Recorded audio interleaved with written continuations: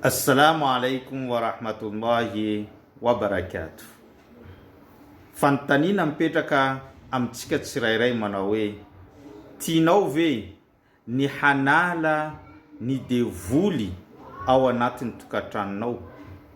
Tianao ve ny androka ireo fanahy ratsy zay mety mivezivezy sy mialokaloka ao anatin'ny tokantranonao? Satria izany fanahy ratsy sy ny devoly zany raha mahazo vahana ao anatin'ny tokantrano anankiray dia mazava ho azy fa hikorontana izany tokantrano zany ary sarotra ny hisian'izany filaminana izany.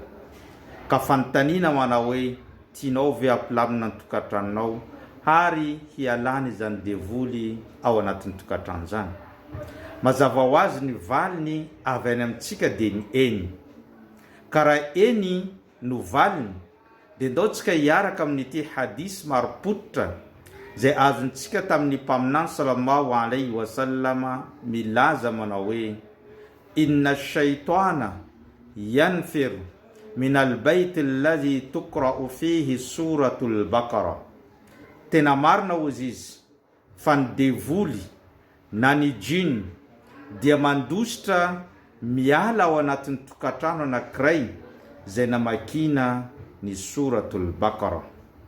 Ny suratul Baqara dia sura faharoa aorian'ny suratul Fatiha raha ny filaharany ao anatin'ny boky masina al-Qur'an al-Karim.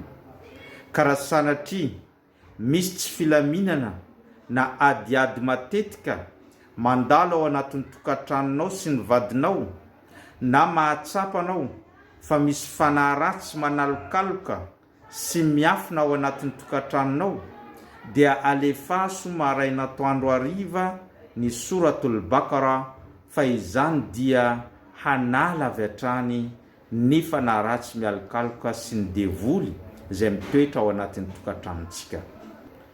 Izany indrindra nahatonga ny tenako hanokana fotoana isaky ny hariva alina handefa suratul Baqara en direct amin'ny TikTok ho an'olona zay tsy mahay mamaky ny suratul Baqara na tsy manana CD alefa ao an-tranony, dia afaka miditra izy amin'ny en direct zay ho ataontsika isaka ny amin'ny folo alina manomboka ny alatsinainy ho avy zao.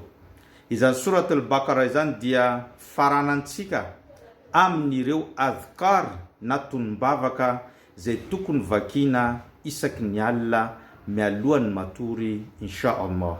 Ka raha liana amin'izany ianao dia ny zavatra takina aminao manokatra ny compte TikTok ary miabone amin'ny TikTok, dia rehefa aveo miandry isaky ny hariva manaraka an'izany en direct zany insha Allah, fa ho voaroka avokoa na hiala ao anatin'ny tokantranonao ny fanahy ratsy insha Allah.